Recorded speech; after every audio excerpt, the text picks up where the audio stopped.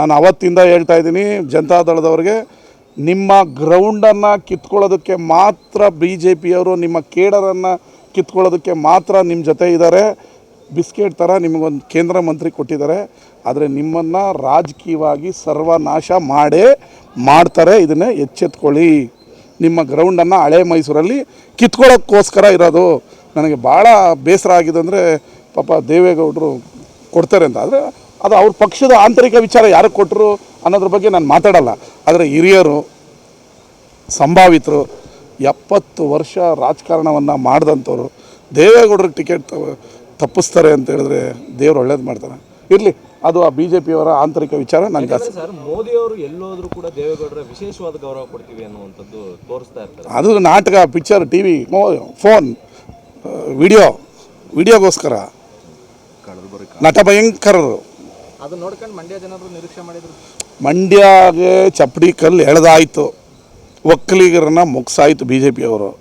ಸುಮಲತಾ ಅಂಬರೀಷ್ ಕುಟುಂಬ ಅಂದರೆ ಏನು ಅಂಬರೀಷ್ ಕುಟುಂಬ ಅಂದರೆ ಏನು ತ್ಯಾಗ ಮಾಡಿದ್ದಾರೆ ಅವರು. ಅವ್ರಿಗೊಂದು ಟಿಕೆಟ್ ಕೊಡೋಲ್ಲ, ಅವ್ರನ್ನೊಂದು ಗೌರವತಾಗಿ ನಡೆಸ್ಕೊಂಡಿರೋ. ಇದು ನನಗೆ ಆಂತರಿಕ ವಿಚಾರ ಅಲ್ಲ. ಆದರೆ ಅಂಬರೀಷ್ ಅನ್ನೋರು ಮಂಡ್ಯದ ಆಸ್ತಿ. ಅವರು BJPಗೆ ಹೋಗಿದ್ದಾರೆ, ಕಾಂಗ್ರೆಸ್ಗೆ ಬಂದಿಲ್ಲ. ಸುಮಲತಾ ಅವ್ರು ಗೆದ್ದ ಮೇಲೆ ಕಾಂಗ್ರೆಸ್ ಬಂದಿಲ್ಲ, BJPಗೆ ಹೋಗಿ ಅವ್ರನ್ನ ಯಾವ ರೀತಿ ನಡೆಸ್ಕೋಬೋದಾಗಿತ್ತು. ನಾನು ಈಗ TVಲಿ ನೋಡಿದೆ, ಬೇಸರ ಆಯಿತು. ಅಂಬರೀಷ್ ಅಣ್ಣನ ಕುಟುಂಬನ ಈ ರೀತಿ ನಡು ನೀರಲ್ಲಿ ಕೈ ಬಿಟ್ರಲ್ಲ ಅನ್ನೋ ಒಂದು ಬೇಸರ ಆಯಿತು. ರಾಜಕೀಯವಾಗಿ ಹಿನ್ನಡೆ ಆಗ್ಬಿಡ್ತದೆ ಅಂತ ಇದು ಮುಗಿಸ ಆಯ್ತಲ್ರಿ, ಇನ್ನೇನ್ರಿ ಹಿನ್ನಡೆ ಮುಗಿಸೈತೆ. ಇದೇ 6 ವರ್ಷದಿಂದ ಸೋನಿಯಾ ಗಾಂಧಿಯವರು ದೇವೇಗೌಡರಿಗೆ ಬಿಟ್ಟುಕೊಟ್ಟಿದ್ರು. ಕಾಂಗ್ರೆಸ್ ಪಕ್ಷ ಬಿಟ್ಟುಕೊಟ್ಟಿತ್ತು, ನೆನಪಿದೆಯಾ ನಿಮಗೆ?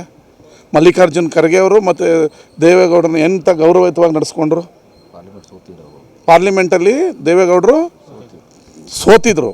ಆವಾಗ ಇವರ ಅನುಭವ ನಮಗೆ ಬೇಕು ಅಂತೇಳಿ ಕಾಂಗ್ರೆಸ್ ಪಕ್ಷ ದೇವೇಗೌಡರನ್ನ ರಾಜ್ಯಸಭೆಗೆ ಮೊನ್ನೆ ಇನಾಮನೈಸ್ ಮಾಡೋದ್ರಲ್ಲಿ ಕಾಂಗ್ರೆಸ್ ಪಾತ್ರನೂ ಇದೆ. ಇದನ್ನು ಅವರು ಜನತಾದಳದವ್ರಿಗೆ ಹೇಳಿದ್ರೆ ಹೊಟ್ಟೆ ಕಿಚ್ಚು ಮಾತಾಡ್ಬೋದು. ಇದಕ್ಕೆ ನಾನು ಮಾತಾಡಿದ್ದಕ್ಕೂ ರಿಯಾಕ್ಟ್ ಏನಾದರೂ ಮಾತಾಡ್ಬೋದು.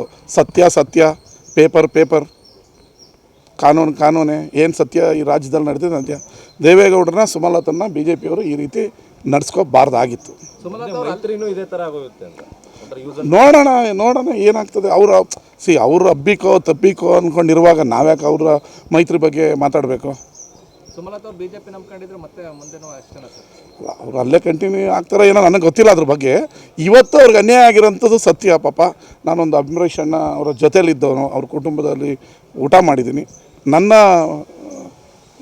ಅನಿಸಿಕೆಯನ್ನು ವ್ಯಕ್ತಪಡಿಸೋದು ನನ್ನ ಧರ್ಮ, ನಾನು ವ್ಯಕ್ತಪಡಿಸಿದ್ದು. ಧನ್ಯವಾದ.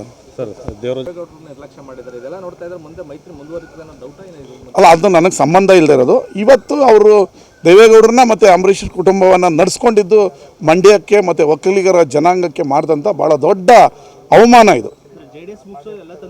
ಅದು ಯಾವತ್ತು ಇವರು ಅವ್ರ ಜೊತೆ ಕೂಡ್ಕೊಂಡು ಒಂದು ಕೇಂದ್ರ ಮಂತ್ರಿ ಕೊಟ್ಟರು ಅವತ್ತಿಂದನೇ ಮಳೆ ಹೊಡ್ಕೊಂಡು ಬರ್ತಾ ಇದ್ದಾರೆ. ಕೊನೆ ಮಳೆ ಯಾವತ್ತಾರ ಒಂದಿನ ಹೊಡಿತಾರೆ. ಇವತ್ತು ಅರ್ಧ ಮಳೆ ಹೊಡೆದಿದ್ದಾರೆ, ಇದು ಇನ್ನು ಕೊನೆ ಮಳೆನೂ ಹೊಡಿತಾರೆ. ಅದು ನೋಡೋಣ, ಅದು ಯಾವಾಗ ಹೊಡಿತಾರೆ ನೋಡೋಣ. ಬಟ್ ಇದು ಒಕ್ಕಲಿಗರಿಗೆ ಮಾಡಿದಂಥ ಭಾಳ ದೊಡ್ಡ ಅಪಮಾನ, ಅವಮಾನ. ಇದನ್ನು ನಾನು ತೀವ್ರವಾಗಿ BJPಯ ನಡೆಯನ್ನು ಖಂಡಿಸ್ತೀನಿ.